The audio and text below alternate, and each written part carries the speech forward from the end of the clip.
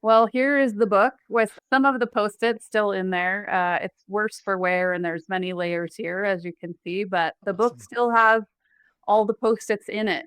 It's a book that I read probably 10 years ago or longer and keep at hand at my desk. So, thinking back, I had been working with a team that worked independently in one of our remote sites and just having difficulties with communication and struggles with interpersonal relationships. And we tried different things, team agreements, one on one conversations, coaching, and really were struggling to figure out how to get that team working effectively together in a really respectful and productive way, not just that bare minimum of well, we have to work together, but as long as we can have this bare minimum level of respect, or we don't have to get along, but we still have to see patients. We wanted something better for all of our teams. The culture isn't terrible, but we want excellence. We're a rural community. We want to be the place where people are banging down our door to come work for us, even if they have to commute a long distance or relocate. I picked the book up again and reread it. I went to my bookshelf when I was looking for something else, I believe, and I thought, wow, this seems like the right thing at the right time. We have a team that's struggling. We had a funding opportunity come open focused specifically around workforce recruitment and retention. And so that's when I reached out to Chris and said, hey, I've read your book. Here it is with all the sticky notes on it. And we need some help just moving from that place of being good to being excellent. AJ, let's give our audience a little context because our audience may not know this about us.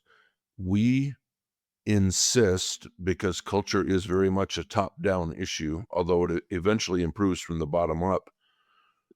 When you first reached out to us and we saw COO on your title, we said, okay, where's the CEO?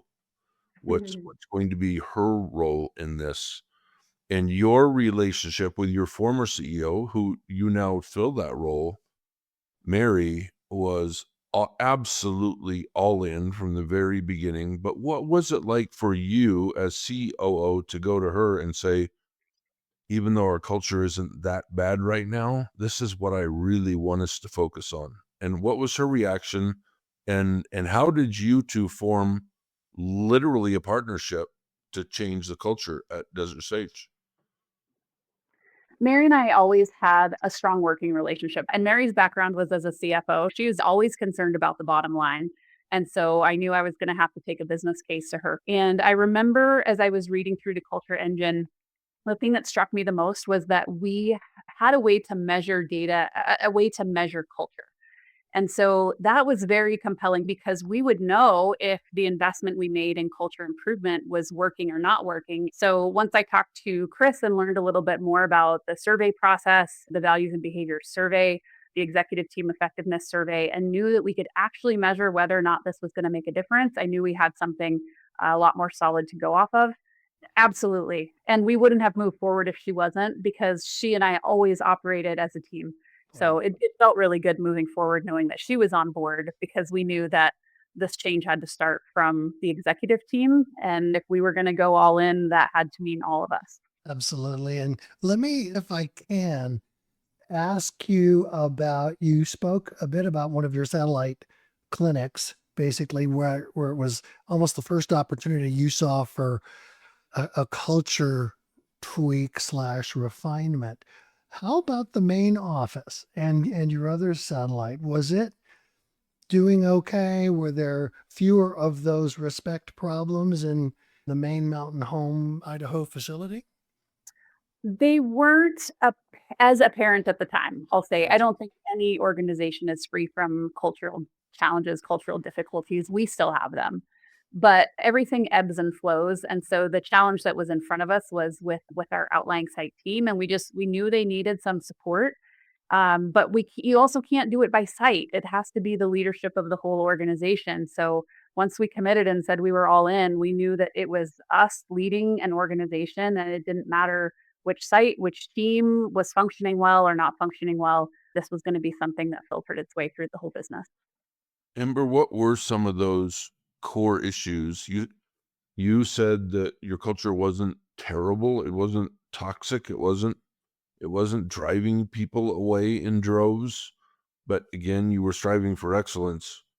Within that context, what were the challenges you wanted to address by really focusing in on your company culture and clearly defining the culture? I think the main challenges we were facing were multifaceted. We grow our own as an organization. And so we have just a lot of young managers, young leaders coming up, not a lot of formal leadership training, just learning by doing, learning from example, learning through coaching. And so that can be hard sometimes if you don't have a structure for teaching culture, which was the reason I reached out for the book to begin with, is I just felt like I needed a structure to learn how to lead culture change. Didn't feel like I had done that before. Wanted something I could really grasp from a teaching and implementation standpoint. And then just the normal everyday interactions, working in a small town, people have history with each other from high school and sports and parenting and all those things. And that certainly bleeds into the workplace. And just the challenge of working in healthcare. People don't feel good when they come in. People have things going on in their own life. Healthcare is a tough field to work in. And so people just bring stuff with them to the workplace and sometimes don't realize how that's impacting their teammates. I think finally, accountability was an issue that we've always struggled with. We needed a chance to look at the organization and say, where are we dropping the ball as leaders? Where are we not following through on our promises? And setting up the whole rest of the organization to do the same thing because we're not setting the example.